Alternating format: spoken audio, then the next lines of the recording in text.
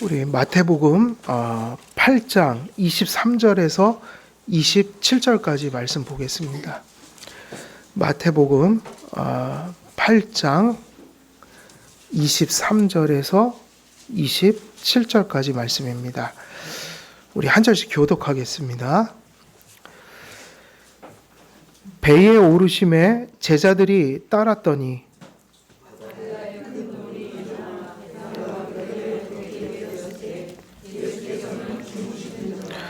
그 제자들이 나와 깨우며 이르되 주여 구원하소서 우리가 죽겠나이다.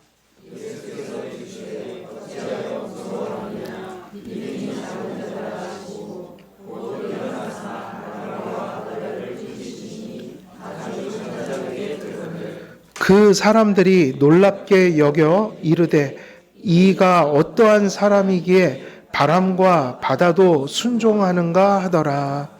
아멘. 아이고.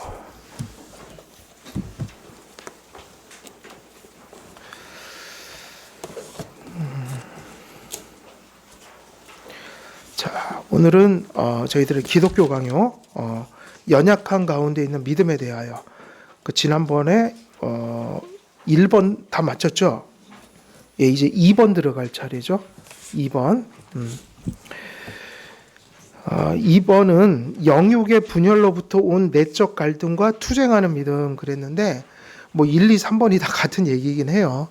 근데 요지는 뭐냐면 이 말씀의 요지는 저희들이 믿음이라는 것이 지식과 확신과 그리고 하나님을 신뢰하는 그 우리의 전 인격적인 지향성이라고 그랬잖아요. 그리고 그것은 있든지 없든지 하는 거예요. 그리고 하나님이 주신 믿음은 절대로 주셨는데 사라질 수가 있나요, 없나요? 없죠. 그거는 선택 가운데 베푸르신 하나님의 의지라 한번 시작이 진짜 믿음이었다면 그것은 견인의 은혜 속에서 절대로 소멸할 수가 없는 겁니다. 그래서 가끔 기독교 안에서 교회 안에서 배도하는 분들이 있어요. 그러면 우리 장로교회는 그것을 어떻게 해석하냐면 원래 그 믿음의 3요소를 갖추지 못한 아마 그것이 갖추어지지 못한 그래서 어떤 믿음에 가까운 거라고 그랬어요. 유사믿음 같은 그런 것들이 있다가 사실은 본색을 나타냈다. 이렇게밖에 설명이 안 돼요. 그런데 구원받는 믿음이 분명히 있다면 그 믿음 자체는 절대로 소멸될 수가 없는 것이다. 그러면 이것이 믿음의 확실성이다. 그러나 칼빈은 또 이 부분을 가르쳤어요. 이건 칼빈의 가르침만이 아니라 사실은 개혁주의의 모든 신앙 고백 속에 그리고 그 신앙을 논할 때 늘 가르쳤던 교훈들이에요. 우리가 기독교 강요를 오후 예배 때 특별히 우리의 신앙 고백과 우리의 그 성경의 해석을 위해서 배우는 이유가 뭐냐면 왜 칼뱅을 배울까요? 이런 기독교 강요를 자꾸 읽고. 칼빈의 어떤 점이 우리가 이걸 공교회에서 이렇게 신뢰할 만한 가르침으로 받아들이냔 말이죠. 이유가 뭘까요? 그래서 이거는 잘 이해하셔야 돼요. 왜냐하면 꼭 그 이단들이 와서 그렇게 얘기를 해요. 왜 칼뱅을 가르치냐고요.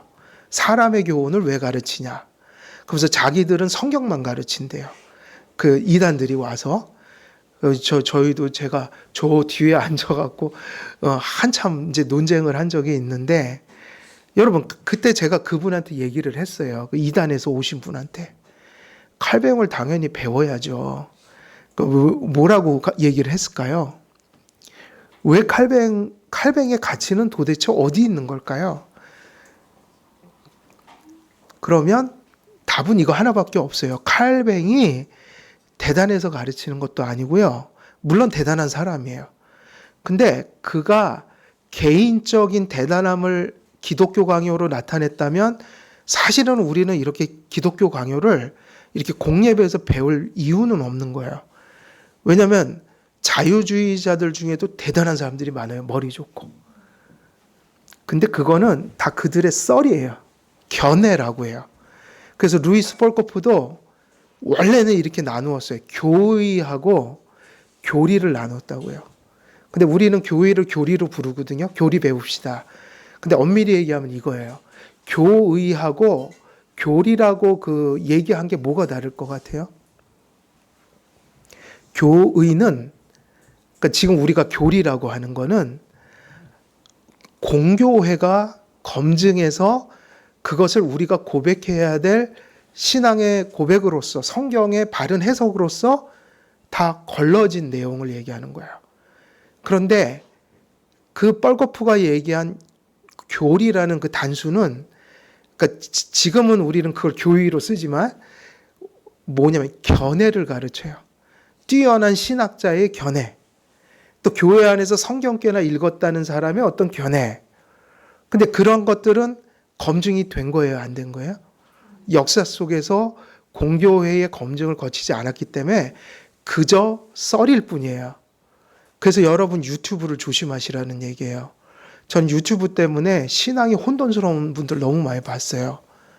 보지 말라는 얘기가 아니라 보시려면 잘 보셔야 된다는 얘기예요.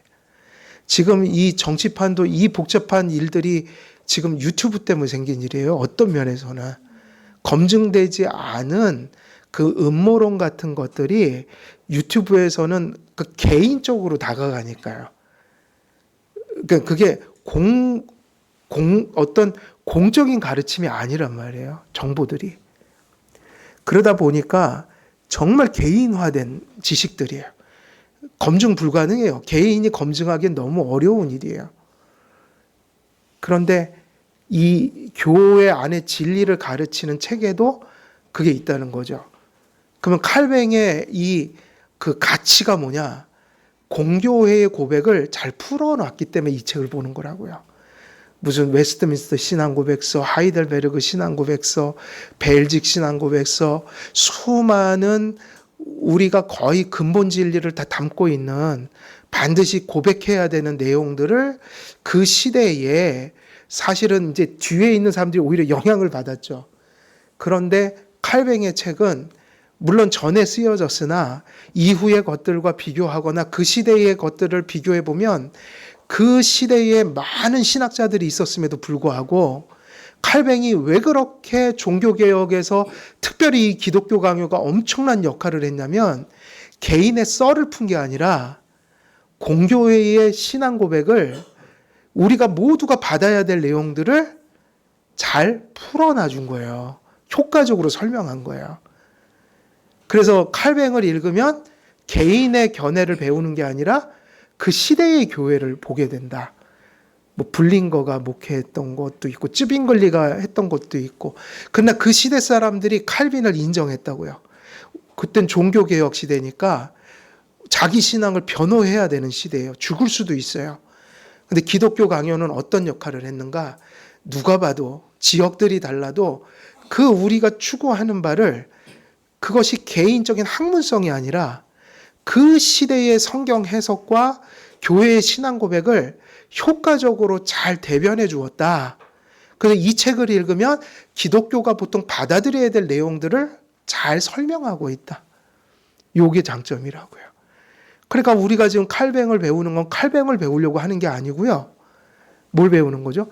공교회의 해석을, 신앙 고백을 우리가 효과적으로 인식하기 위한 것이에요. 그래서 그 시대에 이 믿음의 확실성을 얘기했지만 그 믿음은 바로 그런 믿음, 한 번 주시면 사라질 수 없고, 그리고 그 믿음이 진정 구원받는 믿음이지만 그 믿음은 또 역시 이게 없는 건 아니다. 뭐가 없는 게 아니라고 그런 거예요. 제목에 있잖아요. 다. 제목을 보면 연약함에 휩싸여 있다. 그러니까 여러분, 믿음, 지정의에 있어서 그 지식과 확신과 신뢰라는 게 구원받는 믿음이라고 할 때 구원은 그게 결정하죠. 있든지 없든지. 근데 그것이 누구나 있어야지 구원을 받는데, 그런데 그 믿음이라는 게 주님 날아갈 때까지 뭐에 휩싸여 있다는 거죠? 연약함이라는 것에. 그래서 가끔은 흔들릴 수 있다.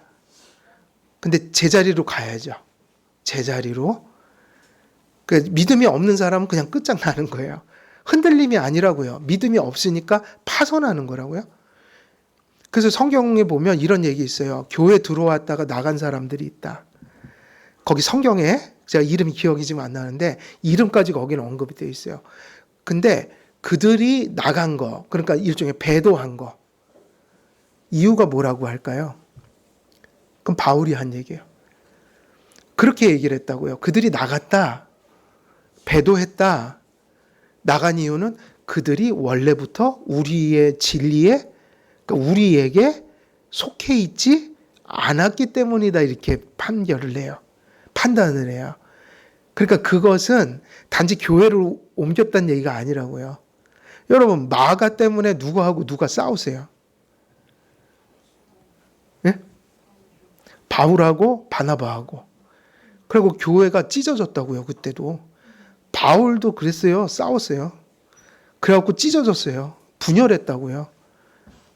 근데 그들이 믿음을 배반한 건 아니에요.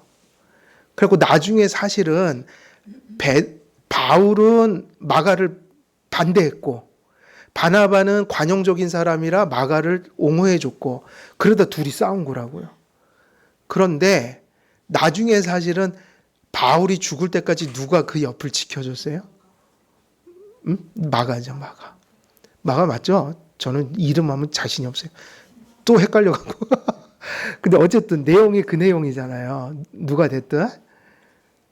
그게 무슨 얘기냐면 결국 나중엔 또 다 돌아와서 서로 화해하고 실제로는 바울이 마가를 반대했거든요. 그런데 누가 끝까지 옥에 갇혔을 때 사형당할 때 그를 옆에서 이렇게 돌봐줬어요? 바울이 반대했던 사람이요. 그런 소리 안 했다고요. 그 사람한테. 그건 어떤 문제가 생긴 거죠. 믿는 사람에게. 근데 바울이 그 얘기한 거, 그 성경에서 바울이 그 소리 한 건 되게 심각한 거예요. 그들이 원래 우리에게 속하여 있지 않았었기 때문이다. 그래서 우리와 함께 할 수가 없는 것이었다. 그 얘기는 뭐가 없었다는 얘기예요. 그들에게 참 믿음의 고백이 없었다. 그래서 믿음은 있든지 없든지예요. 연약한 믿음도 있고 강건한 믿음도 있지만 지난번에 말씀드린 것처럼 강한 믿음도 한 방에 쓰러질 수 있어요. 믿는 믿음이 흔들릴 수 있다고요. 근데 연약한 믿음은 더 위험해요. 연약하니까 정말 맨날 뒤뚱뒤뚱 흔들리는 거야. 그러니까 연약한 사람은 연약하기 때문에 은혜의 수단을 붙들고 다시 말하면 예배드리고 말씀을 배우면서 신앙을 자라가게 해야 되고요. 연약한 믿음은 자꾸 흔들리니까요. 그런데 강한 믿음이라고 또 안심할 수 있나요? 여기선 그 얘기하는 겁니다. 강한 믿음도 어느 순간에 한 번에 흔들릴 수 있다. 그게 누구였다고 그랬어요? 그런 믿음을 가졌던 사람이. 그게 엘리야라고요. 엘리야는 유대인들에게는 최고의 선지자예요. 거의 예수님급이라고요. 그래서 종말이 되면 엘리야가 다시 온다고 믿었어요. 그 예수님인데. 근데 엘리야가 바알의 그 선지자들 다 물리치고 나서 바로 넘어졌다고요. 이세벨이 죽여버리겠다고 종을 보내서 얘기하니까 그냥 나가 떨어졌어요. 지쳐갖고. 이제 끝난 줄 알았더니 또 시작이네. 또 괴롭히네. 그럼 하나님 뭡니까 이게. 저는 이제 다 끝난 줄 알았어요. 근데 그럴 만도 해요. 그 이전에 겪었던 일들을 보세요. 이제 다 끝낸 줄 알았더니 또 시작이에요. 또 죽인다고 찾아온 거죠. 그러니까 그냥 탈진돼 버렸어요. 그건 무슨 얘기냐면 믿음이 강한 자나 약한 자나 쓰러지는 건 똑같아요. 언제나 넘어질 수 있어요. 그래서 무엇을 붙들라는 얘기예요? 은혜의 수단을 붙들고 늘 은혜로 깨어 있어야 한다. 이유는 뭐냐면요. 믿음은 언제나 구원받는 믿음이라 할지라도 그것이 연약함에 휩싸여 있기 때문이다. 그래서 지난번에 그냥 앞서가 갖고 다 얘기를 해버렸나요? 그래도 또 뭐 잊어버리세요, 빨리. 그래서 경건한 사람은 마음속에 분열을 느낍니다. 그랬죠? 왜냐하면 성도의 마음속에 무엇의 분열이 있기 때문이에요? 영혼과 육체. 이 육체는 살이 아닙니다. 육체는 살이 아니라 뭐냐면 죄악된 본성이 남아있다는 얘기예요. 그래서 영혼과 부딪히는 건 이 살이 아니에요. 이 살을 영혼과 부딪힌다고 하면 철학적 이원론을 가지고 계신 분들이에요. 물질은 악하고 영혼은 거룩하다. 이거는 이단이에요. 육신도 하나님이 선하게 지으신 거예요. 그리고 우리 마음에 따라서 악한 도구가 되기도 하고 선한 도구가 돼요. 그래서 이 입술로 찬송을 하다가 이 입술로 저주도 하고, 이 입술로 찬송을 하다가 또 이 입술로 비방을 하고, 아주 혀가 변덕스러워요. 손도 뭐 하나님을 막 거룩하게 뭐 이랬다가 이거 가지고 또 도둑질도 하고, 사람을 막 두들겨 패기지도 하고, 살인을 저지르기도 하고. 사람의 육신은 도구입니다. 영혼, 마음의 반영이라고 봐야 돼요. 우리 육신은요. 연합시켜 놨기 때문에. 그런데 무엇의 분열이냐면 그런 죄성이 남아있기 때문에. 근데 이 분열을 누가 느끼죠? 불신자가 느끼나요? 성도가 느끼나요? 그래서 여러분, 저는 성도님들이 가끔 제가 연약해서 저는 고민이 많이 되고 너무 힘들어요, 마음이. 그러면 막 기뻐요. 저분은 믿음이 있으시네. 아니, 믿음이 있으니까 그 거룩한 고민을 하는 거 아닙니까? 근데 한국 교회 목사님들이 그렇게 만들어 버렸어요. 뭐든지 정서가 날마다 기뻐야 되고 그냥 희열에 차 있어야 되고 뭐 갈등이 되고 이런 거는 다 비정상이라고 가르쳐 놨나 봐요. 맨날 뭘 상처를 받고 상한 감정의 치유 이것만 맨날 얘기하고, 뭘 그렇게 상처를 많이 받아서. 여러분, 상처 없는 사람이 어디 있어요? 그리고 상처를 갈수록 이렇게 잘 받아들여야죠. 그게 믿음이 자란 거 아니에요? 상처를 도망다니는 게 아니라 웬만한 상처 받아도 나는 지금은 끄떡없어. 주님이 함께하지. 이게 정상인데 상처 안 받는 법. 이것만 쫓아다녀요. 그 이상한 거죠. 그런 건 없어요. 여러분, 그렇게 만들어 버렸어요. 목사님들이. 뭐냐면 날마다 길길이 좋아서 뛰고 감격하고 이것이 은혜다. 아니죠. 저는 가슴 조이면서 주님 앞에 이것밖에 안 돼서 어떡하지? 더 거룩하게 살아야 되는데, 이런 고민하는 게 하나님이 보시면 얼마나 기쁘실까요? 그리고 저는 분명히 말하는데 그런 고민은 절대로 불신자들 속엔 모래털만큼도 발견될 수가 없어요. 그래서 사도 바울이 고린도 후서를 쓰면서 우리가 하는 근심에는 육신의 고민, 사망에 이르는 근심도 있으나 또 무슨 근심이 있다고 그랬어요? 생명에 이르게 하는 거. 경건한 근심이 있다. 그게 뭐냐? 주를 위해서 어떻게 살까? 어떻게 주님을 기쁘시게 할까? 그것을 또 살지 못하면 괴롭기도 하고.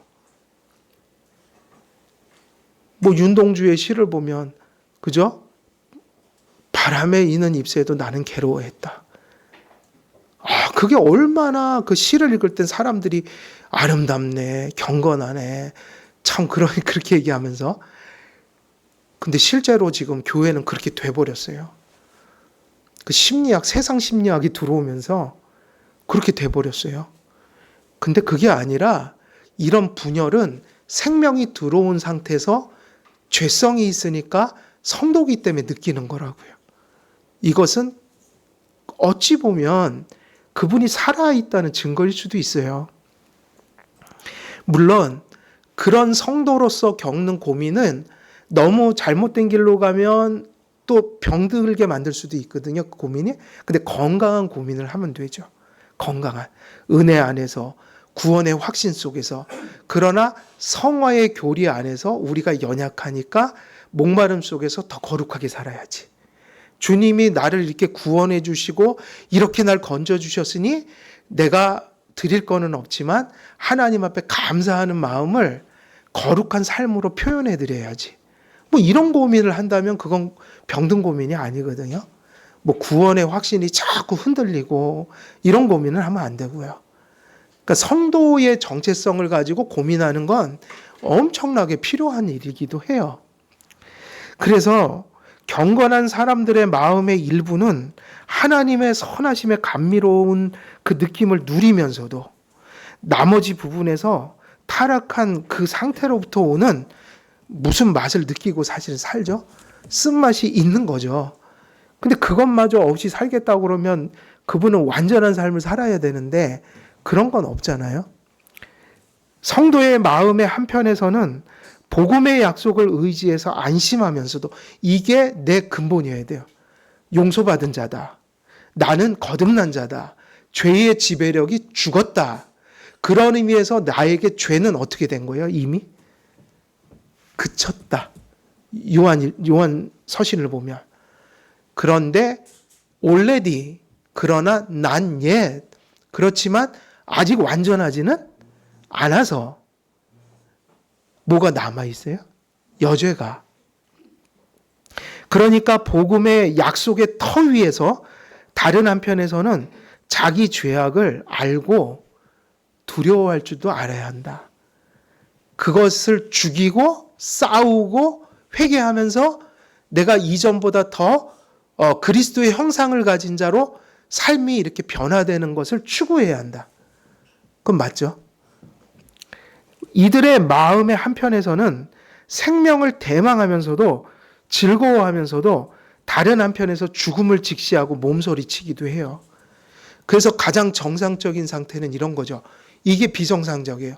그 사람이 복음의 약속을 의지해 안심하고 그 생명을 대망한다고 할 때 꼭 마치 자기 안에 죄가 하나도 없는 것처럼 이제 다 그러니까 퍼펙셔니즘, 완전자인 것처럼 그런 의미로 복음을 막 누린다면 그분 좀 위험한 사람이죠. 영적으로 교만하다. 근데 또 한편으로 보면 죽음을 직시하는 그런 것이 있다고 그랬잖아요. 죄가 있으니까. 근데 복음은 인식하지 못하고 불신자하고 똑같은 상태에 있는 사람인 것처럼 날마다 짓눌려 있고 양심이 짓눌려 있고 복음에 대한 구원의 확신은 없으면서 그저 또 지옥 갈까 봐 계속 이렇게 뒤척이는, 그럼 그거는 건강한 염려가 아닌 거죠. 구원의 토대 위에서 제가 말씀드린 건 성화적 차원에서의 고민이 있어야 된다는 거죠. 그러니까 성도들에게는 성화적 고민은 있어야 돼요, 없어야 돼요? 근데 구원을 못 받은 자처럼 또 구원을 지금도 계속 이렇게 새롭게 받고 이런 게 아니라 구원을 받았기 때문에 구원받은 자로서, 그러나 이제 성화될 필요가 있는 존재로서 그렇게 가는 게 건강하다는 거예요. 이러한 분열되고 조화롭지 못한 마음의 분열은 불완전한 믿음에 기인한다고 했으니까 우리의 믿음이 이 땅에서 분명히 있든지 없든지 해서 구원을 받지만, 그러나 아직은 여죄를 지닌 우리들은 또 영육의 어떤 영혼과 육체의 분열을 느낄 수밖에 없는 우리들은 이런 어떤 고민이 사실은 있을 수밖에 없다. 그래서 그런 것이 참 안 좋아요. 많은 분들이 완전주의에 빠져서 믿음은 당연히 연약함이 쌓여 있고 그건 흔들릴 수 있다 없다? 있다고 했잖아요. 흔들릴 수 있다. 뿌리가 뽑히면 안 됩니다. 근데 흔들릴 수는 있다. 근데 이것이 마치 없는 것처럼. 그래서 이제 그런 분들이 조언해 주는 방법이 이거라고요. 어떤 분들이 흔들리고 있어요. 아유, 김 집사는 왜 이렇게 믿음이 없어? 아, 믿음이 없긴 왜 없어요? 있지. 있는데 잠시 흔들리고 있는 거예요. 근데 왜 당신은 왜 안 흔들리나 봐? 물어야 돼요, 정말. 아, 그런 사람 없어요? 목사도 흔들려요, 안 흔들려요? 흔들리죠. 목사가 얼마나 염려를 많이 하고 사는데요. 염려 많이 하고 삽니다, 맨날. 이러면 어떡하지, 저러면 어떡하지. 근데 그거를 무조건 믿음이 없어서 그래. 그러면 안 되죠. 인간은 누구나 그런 거예요. 인간은. 천국의 믿음이 아니라, 그래서 여기는 저기는 천상의 교회, 승리한 교회. 여기는 무슨 교회예요? 여기는 전투하는 교회예요. 부딪히고 가는 곳이에요. 그래서 우리는 믿음의 확신을 갖는 동시에 불완전함을 지녔기 때문에 동요하고 의심합니다. 가끔은. 그게 주가 아니라 가끔은 동요하고 가끔은 모두 해요. 의심할 때도 있다고요.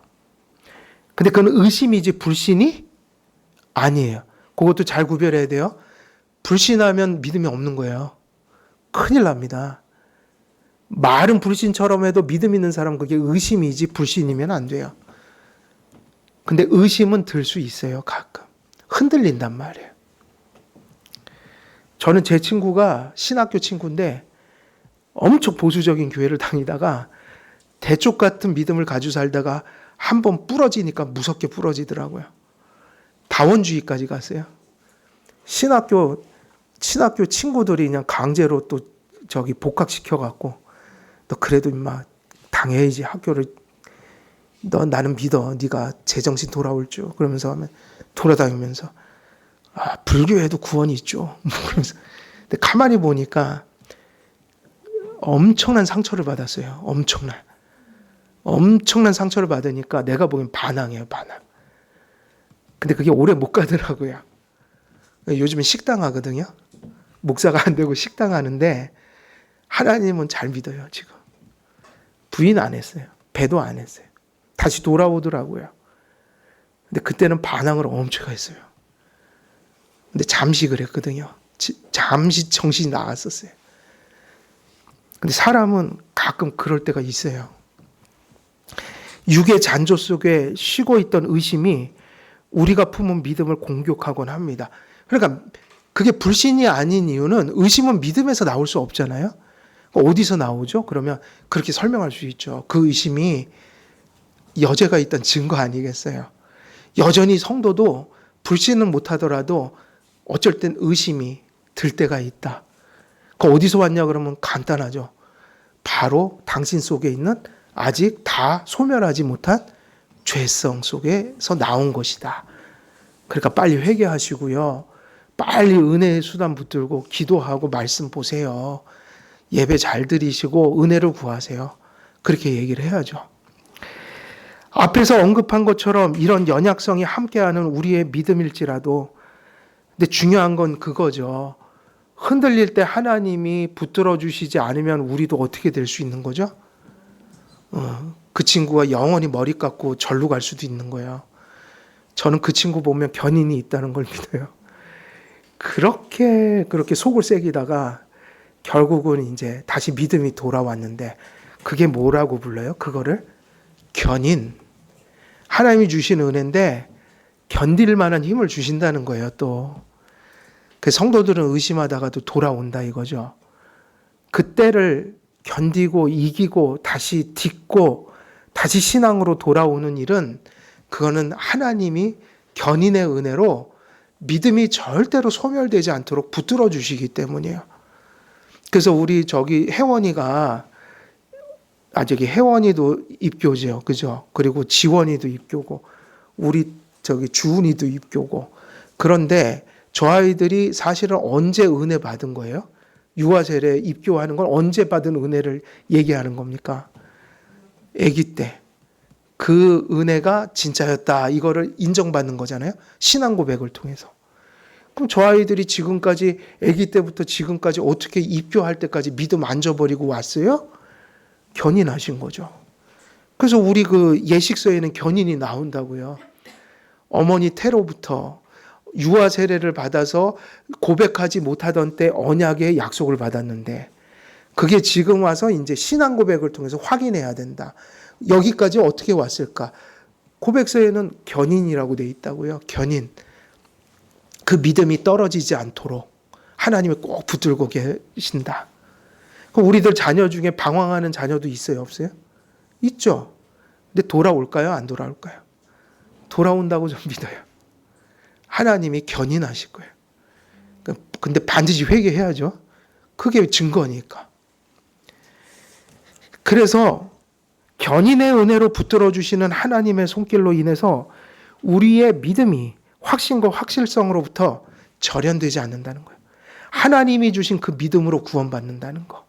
그 믿음이 절대로 소멸되지 않는다는 거. 그 믿음만이 우리를 구원한다는 그 확실성. 그런데 우리는 연약한데 때로는 불신은 아니지만 가끔은 의심도 들고 때로는 흔들릴 때도 있었는데 어떻게 우리는 소망을 가질 수 있는가? 그것은 하나님이 한 번 주신 믿음을 절대로 잃어버리지 않도록 견인해 주신다는 거. 그래서 우리는 신앙 고백 속에 뭐를 믿어요? 무슨 은혜? 견인의 은혜를 믿죠. 견인.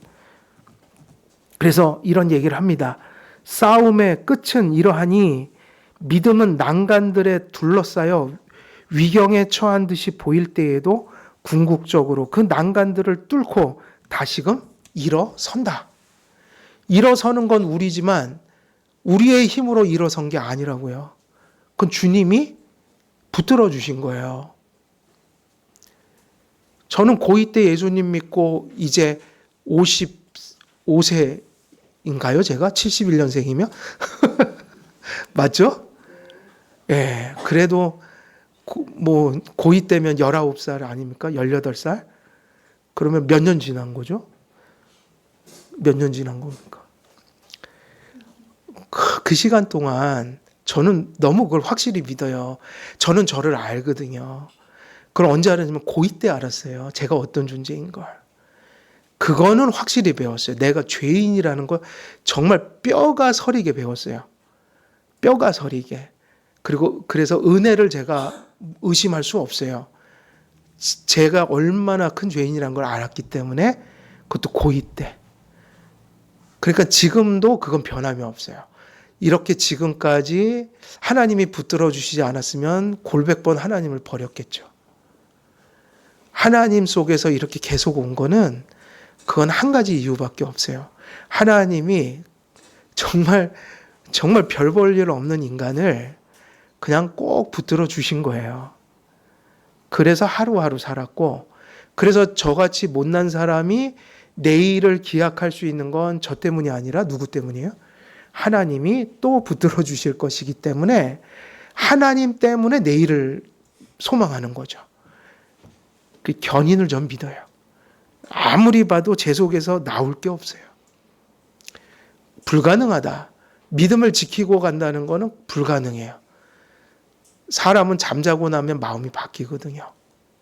솔직히 그렇지 않아요? 어제 기도하고 잤다가 눈을 뜨니까 갑자기 에이 믿기는 왜 믿어? 이런 사람이 있어요 없어요 정말? 있죠? 그럼 그게 나일 수도 있는 거 아니에요. 그래서 두렵고 떨린 적이 있었다고요. 잠을 못 자고 혹시 나도 그럴까 봐. 그런데 하나님이 견인해 주시기 때문에 내일 눈을 뜨면 또 고백할 거예요. 하나님 감사합니다. 그리고 하루를 시작할 거예요. 그거는 하나님의 은혜예요. 그러니까 하나님께 감사할 게 너무 많아요. 오늘 눈을 뜨고 믿음이 있나 없나 다시 보는 거예요. 이거 오늘 또 있네? 야, 하나님 잠잘 때 붙들어 주셨네? 신난다. 감사해야 된다고요. 감사해야 돼요. 그래서 이제 2번은 끝났고 3번을 보면 연약한 믿음도 참 믿음이며 세상을 이기는 믿음입니다. 그랬죠. 그러니까는 여러분 연약한 믿음도 무슨 믿음이라는 게 중요해요? 맞습니다. 근데 교회가 자꾸 인류 믿음 그 다음에 인류 아닌 거 뭐죠? 이류 믿음이라고 하나?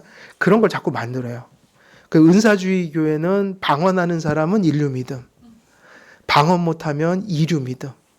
개혁교회는 그런 걱정 안 하실 때요. 방언을 못하니까 여기서는 하면 안 돼요. 우리 그 헌법 제 1장 1조에 나오는 얘기예요. 이제 그렇게 하면 안 돼요. 그거는 장로교가 그렇게 했던 적이 없다고요. 근데 그 인류라는 게 각자의 주관적인 기준에 따라 또 생길 수 있겠어요, 없겠어요? 아니, 오순절은 은사지만 또 다른 게 될 수 있다고요. 그래요, 안 그래요? 우리는 당연히 공부 열심히 해야 되지만 그러면 안 되겠죠? 또 뭐 바빙크, 뭐 뻘거프, 뭐 이거 많이 알면 인류신자, 또 그거 잘 모르면 이류신자. 하나님이 그런 거 해놓은 적 있어요, 없어요? 그건 없다고요. 우리 유익을 위해서 공부하는 거지, 신앙으로 바로 서려고 하는 거지, 인류, 이류 나누려고 하는 건 아니잖아요. 또 열심히 많은 분들은 누가 더 열심히 일하나. 교회 가서 노동을 열심히 하는 거예요. 누가 더 잘하나. 그 일 많이 하면 인류신자. 또 우리 교회는 별로 그런 게 없어서 다행인데 사실은 저는 많이 봤어요. 부교육자 생활하면서. 엄청나잖아요. 노동할 게. 그럼 별게 별 다 해야 돼요. 막 엄청나게 일 많아요. 그럼 그거를 막 열심히 하면 인류신자. 또 교회에서 뭐 모이라고 했는데 일 같이 하라면 이류신자. 그거는 없어요. 그런 거. 교회는 인류신자 없다고요. 이류신자 없어요. 더 믿음이 강한 자가 있고 좀 연약한 자가 있는데 강한 자를 왜 세우셨다고요? 인류신자라고 자랑하고 당이라고 세운 게 아니라 강한 자가 누굴 붙들어 주시라고요? 약한 자를요. 그거 외에는 없어요. 그러니까 믿음은 다 참 믿음이 있든지 거짓 믿음이 있든지 해야 돼요. 진짜 믿음이 있어야 돼요. 진정성. 그런데 모든 믿음은 다 어때요? 연약하니까 연약한 믿음도 무슨 믿음이다? 참 믿음이에요. 그리고 이런 믿음도 세상을 이길 수 있어요, 없어요? 그래서 연약한 믿음을 가진 분들도 다 천국 갈 때까지 믿음 지키고 가더라고요, 또. 그런데 이 믿음이 우리가 성경을 배우고 이런 것은 연약한 믿음이든 참된 믿음이든 그 믿음으로 배운 것만큼 사고하고 판단하고 대처하면서 내게 다가오는 그 복잡한 삶을 해석해서 이렇게 헤쳐가고 가는 거예요. 그건 다 말씀으로 되는 거거든요. 연약하면 연약한 대로. 그러니까 연약한 분들은 더 열심히 하셔야 돼요. 왜? 강한 분들은 조금만 해도 이만큼 이해하는데 연약한 분들은 이만큼 해야지 이만큼 보잖아요. 근데 그만큼을 알아야지 삶을 헤쳐나갈 거 아니에요. 어떤 분들은 또 그러더라고요. 굳이 배워서 뭐 하냐. 믿으면 됐지. 그러면 저는 답을 그렇게 드려요. 아는 것만큼 삶을 해석하는 거예요. 그럼 사는 동안 어떻게 믿음 생활 하시려고요? 예배 드리고 생활해야 되는데 말씀이 없으면 뭐가 뭔지 옳은지 그른지도 모르고 고난이 닥쳐도 하나님이 믿는 자에게 어떤 사랑으로 고난을 허락하는지 신학이 없으면 절망에 빠져드는데 하나님 말씀을 하나라도 배워야지 우리 삶이 복잡하고 어렵고 그 혼란스러운 것들이 다가올 때 기독교인 구실을 하면서 살 거 아니에요. 그것 때문에 공부하는 거죠. 중요한 것은 연약함이 존재하나 우리에게 주어진 믿음은 우리 전체를 비추는 빛과 같습니다. 그래서 가장 작은 한 방울의 믿음이라도 믿음이 얼마나 본질적이고 중요하냐. 그래서 여러분 교회 와서는 가장 중요한 게 뭐인 거예요? 교회 와서 가장 중요한 그 주제가 뭐여야 돼요? 믿음이라고요. 무슨 뭘 행하고 뭘 하고 하는 거는요. 믿음이 없으면 그건 아무것도 얘기할 수조차 없어요. 시작이 안 돼요. 그래서 제가 늘 이렇게 드리는 말씀이 있죠. 내가 예수님 믿고 바르게 살고 싶습니다. 그럼 저는 그렇게 얘기를 해드려요. 바르게 살 생각하지 말고 믿음을 먼저 가지시라고요. 근데 믿음을 가지면요. 바르게 살게 됩니다. 이 얘기예요. 근데 바르게 살려고 시작을 먼저 해놓으면 그 사람은 바른 삶을 살 수가 없어요. 왜냐하면 바른 삶은 어디서 오니까요? 믿음에서요. 근데 교회가 자꾸 믿음을 얘기하지 않고 윤리를 얘기하고 철학을 얘기하고 무슨 사상을 얘기하고 사회 정의를 먼저 얘기하고 먼저는 더 중요한 게 있어요. 크리스찬으로서 사회 정의에 참여하려면 크리스찬이 먼저 돼야 될 거 아니에요? 그러니까 믿음을 가져야 된다고요. 믿음이 중요하다. 근데 여러분 독국물도 한 방울에 사람 죽일 수 있는 게 있어요, 없어요? 있죠. 그때 그 누구죠? 김정일이 아들 죽었잖아요. 그때 어떻게 죽였냐면 극소량을 여기다 이렇게 묻혔을 거예요, 피부에. 근데 그것이 그 사람을 죽였어요, 즉석에서. 믿음도 무서운 겁니다. 믿음이 아무리 약해 보여도 그 진짜 믿음이라면, 진정성을 가진 믿음이라면 그 믿음, 그 비유를 그렇게 든 거예요. 한 방울이라도. 그러니까 여기서 강조하는 건 거예요. 믿음이 진짜 있냐? 그게 진짜 믿음이냐? 그리고 믿음의 대상을 분명히 알고 믿느냐? 적어도 근본적인 진리를 알고 믿느냐? 그러면 그것이 진짜 믿음이라면 가장 작은 한 방울의 믿음이라도 우리 안에 스며들게 될 때 비로소 우리를 향하신 하나님의 평화롭고 고요하며 관대한 얼굴을 우리가 관조할 수 있게 된다 그랬다고요. 그러니까 믿음의 가치는 엄청난 거라고요. 믿음이 있느냐 없느냐. 독이 한 방울이 사람을 죽이듯 그게 진짜 믿음이라면 그게 한 방울의 믿음이라 할지라도 그 사람을 깨끗하게 씻어내고 하나님께 구원받은 자를 만들 수 있다는 거예요. 여기서는 양이 아니잖아요. 믿음을 어떻게 양으로 해요? 한 방울이니 두 방울이 비유란 말이에요. 이 얘기는 뭐냐? 한 방울이라도 이랬으니까 믿음은 정말 있느냐 없느냐가 엄청난 차이인 거죠. 그러니까 이 얘기는 믿음을 소중히 여겨야 된다는 얘기란 말이에요. 이러므로 우리가 비록 그분을 멀찌감치 바라보나 뚜렷하게 알 수 있어서 결코 미혹에 빠지지 않게 됩니다.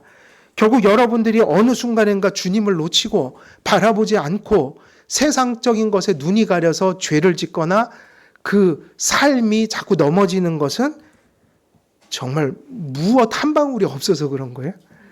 믿음 한 방울이 없어서 지금 주님을 바라볼 길이 없다는 얘기예요. 그러니 우리에게 믿음이 있다면 그게 연약한 믿음이라도 정말 그 삶을 헤쳐나갈 수 있는 거예요. 우리는 끊임없이 진보를 이루어야 하고 앞을 향해 나가는 것이 마땅하며 그러면 그럴수록 더욱 하나님께 가까이 가게 됩니다. 그러니까 믿음을 계속 강건케 자라게 하기 위해서 우리는 그래서 무엇을 붙들라고 한 거죠? 믿음의 수단. 근데 믿음의 수단을 왜 붙들어요? 뭘 받으려고 하는 거예요? 은혜를요. 믿음은 은혜가 없이는 자라지 않기 때문이에요. 세상적인 어떤 인격도야, 세상적인 어떤 훈련으로 되는 것이 아니라 무엇을 받아야 됩니까? 은혜예요. 근데 은혜는 무엇을 통해 오냐면 은혜의 수단을 통해서 오니까. 그게 소위 말하면 예배드리고 말씀 배우고 기도하시고 묵상하십시오. 뭐 그런 얘기를 하는 거예요. 비록 우리가 무지에 둘러싸여 있긴 하지만 하나님을 아는 지식으로 조명된 마음은, 그래서 우리가 하나님을 완전히 모르잖아요. 성경도 계속 배워가야 되잖아요. 그러니까 이 마음은 잃어버리지 마시고요. 어떤 마음이죠? 겸손한 마음. 그러나 어디까지 내가 왔든지 그 자리에서 죽을 때까지는 조금이라도 누굴 더 알려고 애써야 돼요. 하나님을요. 그런 것을 전제하여 하나님을 아는 지식으로 조명된 마음은 하나님의 뜻을 아는 확실한 지식을 즐길 수가 있습니다. 왜냐하면 이 지식이 믿음의 첫 번째 부분이자 가장 중요한 부분을 이루기 때문입니다. 우리 안에 짙은 어둠이 존재하지만 아주 작은 한 줄기의 하나님의 자비의 빛이 우리에게 비추이면 우리 속에 더할 나위 없이 견고한 평정이 임합니다. 여기서 또 한 가지 그림이 그려지죠. 여러분, 믿음의 가치는 공로가 있을 수 있나요, 없나요? 없다고 그랬죠? 그러면 여기서 이 말이 성립하는 이유는 뭐예요? 믿음이 연약할지라도, 아무리 물 한 방울 같은 그런 작은 믿음이 있을지라도 그 믿음이 그를 구원하는 이유가 뭐냔 말이에요. 하나님이 우리에게 요구하시는 건 믿음이죠. 근데 믿음은 공로가 있을 수 있냐고 묻는 거예요. 있을 수가 없어요. 믿음이 하는 일은 한 가지밖에 없다고 그랬죠. 공로가 있을 수가 없어요. 믿음을 왜 주신 거죠? 믿음은 주님을 붙드는 것이요. 빈손이라고 표현했어요. 칼빈은. 주님을 붙드는 빈손. 주님의 구원을 받는 빈손. 주님의 은혜를 받는 빈손. 그러니까 믿음은 항상 무슨 손이어야 돼요? 빈손이에요. 근데 왜 빈손이냐면 늘 누구를 붙들 준비를 하고 있는 거예요? 주님이요. 그러면 개혁주의자들은 믿음을 도구적 원인이라고 그랬어요. 구원의. 도구란 말이에요. 근데 공로적 원인, 유효적 원인은 믿음이 아니에요. 그리스도시고 성령의 은혜지. 그럼 그 얘기는 무슨 얘기냐면요. 믿음이 하는 일은 누구를 붙드는 일까지 가는 거예요. 주님을. 뭐 다른 비유로 한다면 주님 바라보는 거? 눈이다, 눈. 그러면 항상 답이 이렇게 가잖아요. 믿음이 궁극적으로 가면 믿음이 우리를 구원한 겁니까? 믿음이 붙든 그리스도가 우리를 구원한 겁니까? 그거 확실히 해야 됩니다. 그러지 않으면 믿음이 온통 공로가 돼요. 내가 이래서, 내가 저래서, 내가 잘 믿어서. 근데 그러면 이미 믿음을 잘못 이해하신 거예요. 구원은 믿음이란 도구를 통해서 구원하신다는 얘기지. 근데 그게 유일해서 오직 믿음이에요. 근데 왜 공로가 아니냐면 구원은 그리스도가 하시는 거예요. 믿음이 붙든 그리스도가 모든 걸 하세요. 그래서 한 방울의 믿음이 있어도 산다는 거예요. 누굴 붙들면요? 그 작은 믿음으로 주님을 붙들면, 그 작은 믿음으로 주님을 바라보면 하나님의 지식이 우리 안에 들어와서 우리로 살 길을 가게 만든다.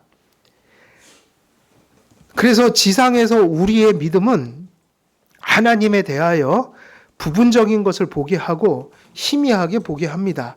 그러므로 불완전함에 대하여 일깨움을 받은 사람은, 그래서 우리가 구원을 받은 사람은 끊임없이 무엇을 더 지속하게 만들어요? 배움으려. 보기 때문이죠. 보기 때문에 더 보고 싶어 하죠. 그 믿음은 불완전한 거니까 아직도 내가 보지 못한 것이 많다는 걸 알고 붙들어야 될 것이 많다는 걸 깨달을 거예요. 그런데 본 자만이 또 보려고 하지 못 본 자는 보지 않아요. 그래서 지식은 믿음의 첫째 요소니까 지식이 없는 자들은 아예 신앙을 출발할 수가 없어요. 누군가 본 자가 더 추구합니다. 믿음은 보게 한다는 거예요. 우리의 부패와 한계로 무한한 것을 이해할 수는 없으나 아주 작은 한 방울의 믿음이라도 아무 오류 없이 확실하고 진실하게 맛보게 될 때 복음을 통하여 수건을 벗은 얼굴로 하나님의 영광을 보게 되어 친히 그와 같은 형상으로 변화되게 된다고 선포합니다. 그래서 그냥 우리는 뭐가 믿음 좋다 나쁘다 이거는요 잊어버리고 사는 게 좋을 것 같아요. 여러분, 우리가 이게 믿음이 크다 작다 이거 저는 판단이 안 서던데요. 제 자신은 내가 지금 믿음이 큰 건지 작은 건지 내가 저분보다 훌륭한지 아닌지를 무엇으로 판가름하겠냔 말. 물론 보이는 게 있죠. 근데 그건 보이는 거예요. 마음의 중심은 누구만 보셔요? 예, 그러니까 남하고 비교하지 말고 살라는 거예요. 그죠? 지금 여기서 아무리 용을 써도 우리는 연약한 믿음이에요. 그러니까 무엇이 중요하죠? 최선을 다해서 가는 거, 성실하게 믿는 거, 진정성 있게 믿는 거, 그리고 믿음의 분량이 거기까지일 때 받은 것만큼 충실히 살려고 하는 거, 그리고 뭐 하지 말자?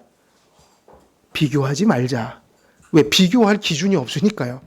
내가 나와 타인의 믿음 좋고 나쁨을 어떻게 판단해요? 저는 해봤는데 안 되던데요. 미궁 속에 빠지더라고요. 내가 저 사람보다 믿음 좋은 거를 어떤 기준으로 얘기를 해야 되지? 근데 어디로 들어오니까 더 미궁이에요. 내가 믿음이 좋은가? 내가 나를 어떻게 합니까? 하나님이 그저 우리가 할 수 있는 건 거기까지 믿음, 최선을 다하는 거예요. 받은 은혜 안에서.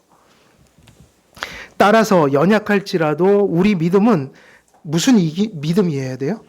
세상을 이기는 믿음입니다. 근데 믿으셔야 됩니다. 아까 말씀드렸지만 믿음이 있으면 세상은 이길 수밖에 없어요. 이유가 뭐죠? 그 작은 믿음이 누굴 붙들기 때문이에요? 그리스도를. 그럼 누가 이겨주셔요? 그리스도께서. 우리 안에 부패의 잔재와 연약성을 이겨내기 위해서 우리의 믿음은 하나님의 말씀으로 무장되고 강화되어야 하니까 성도들이 깨어서 예배 드리고 말씀 배우고 이런 것은 왜 중요하냐면 적어도 겸손하다면 이것을 열심히 할 겁니다. 왜냐하면 우리는 100% 그걸 알기 때문에 우리는 연약하단 말이에요. 그리고 그 믿음도 흔들릴 수 있는 믿음이란 거예요. 강한 믿음이라고 쳐도 그건 어느 순간에 넘어질지 모른단 말이에요. 그렇다면 성도들이 할 일은 하나밖에 없어요. 늘 나의 믿음이 강화되도록 세워나가야 되는데 그게 교회의 표지로 보면 말씀 선포이고 성례입니다. 그리고 병든 성도를 건강한 몸으로 바꾸는 게 권징이에요. 이해되시죠? 이게 더 교회 표지라고요. 우리가 징계받을 때 우리 안에서 하나님의 자비를 부정하고 하나님께서 우리의 적이 되셨다고 생각하는 유혹이 치밀어 오릅니다. 하나님이 우리가 잘못해서 징계하시거나 하나님이 쓰시려고 우리를 연단하실 때, 요셉과 같은 고난, 욥과 같은 고난을 베푸실 때 우리는 어떤 마음도 가져요? 하나님의 자비를 부정해버리거나, 그래서 알아야 된다는 거예요. 하나님의 손길이 이렇게도 올 수 있구나. 흑백 논리로 그냥 세상적인 관점으로는 그걸 하나님의 손길을 볼 수가 없단 말이에요. 그래서 교리와 말씀을 세밀하게 배워서 그렇게 어려운 일이 올 때 그 배후에 있는 하나님의 손길을 해석할 수 있는 눈을 가져야 한다. 그것을 우리는 성경 공부라고 하는 거예요. 그러나 믿음은 쓰라린 징계조차도 하나님의 진노가 아니라 사랑으로부터 온 것임을 신뢰함으로 유혹에 응수합니다. 누가요? 믿음이 있는 사람이 그 믿음이 하나님의 지식으로 충천할 때 그 고난을 그렇게 해석하게 된다는 거죠. 그리고 불법에 대한 보복자로 하나님이 인식되어 두려움에 휩싸일 때 믿음은 신앙하며 회개하는 죄인에게 언제든지 뭐를 준비하신 분으로? 용서요. 그래서 막 정신없이 내 삶이 흔들릴 때도 하나님이 나를 사랑하신다는 걸 감히 부정하지 않게 된단 말이에요. 지식이 없으면 부정하게 된다고요. 하나님이 나 미워하시나 봐. 이처럼 경건한 마음은 우리로 하나님의 자비에 대한 확신이 상실되도록 내버려 두지 않습니다. 그러므로 거듭난 성도는 이러한 믿음의 확실성의 표를 가지고 있습니다. 그 표는 하나님의 보복에 대한 공포에 휩싸여 있는 순간에도 하나님의 자비의 의지에 그분의 위로를 소망하며 하나님께 부르짖습니다. 왜냐하면 어둠 속에서도 그들 안에 있는 믿음이 모든 상황과 현실을 초월해서 하나님의 자비를 바라보게 하기 때문입니다. 결국 이 복음을 바로 믿어서 고난의 때 그렇게 주님을 의지하는 믿음은 복음의 진리를 알 때만 가능하단 말이에요. 공포와 원망과 불평 속에서도 성도는 하나님의 도움을 탄원합니다. 이러한 이유로 불신은 경건한 자들의 마음속에서 지배력을 갖지 못하고 밖에서부터 그들을 공격합니다. 그래서 성도는 절대로 불신할 수가 없고 가끔 믿음이 흔들리는 의심 속에 빠지지만 그거는 죄성과 외부에서 오는 거지 믿음 내부에서 오는 건 아니란 말이에요. 믿음은 오히려 그걸 이겨내게 만들죠. 불신 그 자체의 무기들은 경건한 자에게 치명상을 입히지 못하고 위협하거나 심한 경우에 치유할 수 있을 만큼의 상처만을 입힙니다. 신학교를 다니니까 정말 위험한 곳이 신학교예요. 신학교는 원하든 원하지 않든 자유주의도 배우고 다 배워야 돼요. 못된 책을 열심히 읽어야 돼요. 목사는 그걸 알아야 되니까요. 읽다가 넘어가는 사람이 많아요. 저는 겁났어요. 신학 공부하면서 왜 이런 거를 내가 신학교에 하나님 보내줘 이런 것까지 읽고 있어야 되나. 근데 읽어야 돼요. 성도들에게 그걸 분별시키려면. 근데 놀랍게도 저는 또 감사한 거예요. 아무리 읽고 아무리 두려움을 가졌지만 또 여전히 그 믿음이 지켜지더란 말이죠. 그건 하나님의 은혜다. 믿음은 우리의 뭐죠? 방패예요. 그래서 진정한 믿음을 가진 사람은 잠시 흔들리지만 또 제자리로 올 거예요. 왜냐? 믿음이 있으니까요. 뭐만한 믿음이 있는 거예요? 겨자씨만한 믿음이. 그 물 한 방울 같은 믿음이 있다는 거예요. 그러니까 돌아온다. 만약 결과만 놓고 본다면 신자들은 모든 전쟁에서 안전하게 살아남아 다시 나타날 뿐만 아니라 새로운 힘을 받아 곧 다시 그 전장으로 내려갈 준비를 갖추고 승리합니다. 이게 복음이거든요. 요한계시록은 이거의 아주 끝장을 보여준 거예요. 막판을요. 요한계시록의 주제는 승리예요. 왜 성도님들 우리는 가끔 헤맬까요? 지식이 없어서 그런 거죠. 의심하는 거는 설마 그럴까? 그래서 마지막 그 구절을 같이 읽고 마칠게요. 시작. 세상을 이기는 승리는 이것이니 우리의 믿음이니라. 아멘. 예, 믿음이죠. 승리는. 이거는 사람이 쓴 글이 아니라 누가 쓴 거예요? 사도 요한이 계시로 남긴 거니까 사실이에요. 지금 이 말씀을 칼빈의 글을 통해서 전한 겁니다. 예, 여기까지 마치고 제 기도하겠습니다. 은혜로우신 아버지 하나님, 오늘도 말씀 선포를 통하여서 또 칼뱅의 글들을 통하여 우리의 공교회의 믿음에 대한 귀한 교훈들을 나누었습니다. 이제 저희들은 예배를 마치고 집으로 돌아가고 생활터전으로 돌아갑니다. 그곳에는 하나님을 부정하며 또 죄악에 속한 많은 일들이 벌어지며 또 우리들도 그 가운데 살아갑니다. 우리에게 믿음을 주시되 또 하나님의 말씀을 견고히 붙드는 그런 믿음이 되어서 또 한 주간의 삶도 잘 이기고 승리하고 흔들리다가도 또 제자리로 돌아와 또 하나님께 영광을 돌리는 견인된 그러한 믿음을 가지고 또 한 주 승리할 수 있도록 하나님 함께해 주시고 그 자비롭고 긍휼이 많은 손길로 저희 모든 성도들을 붙들어 주옵소서. 감사드리오며 우리 주 예수 그리스도의 이름으로 기도드리옵나이다. 아멘.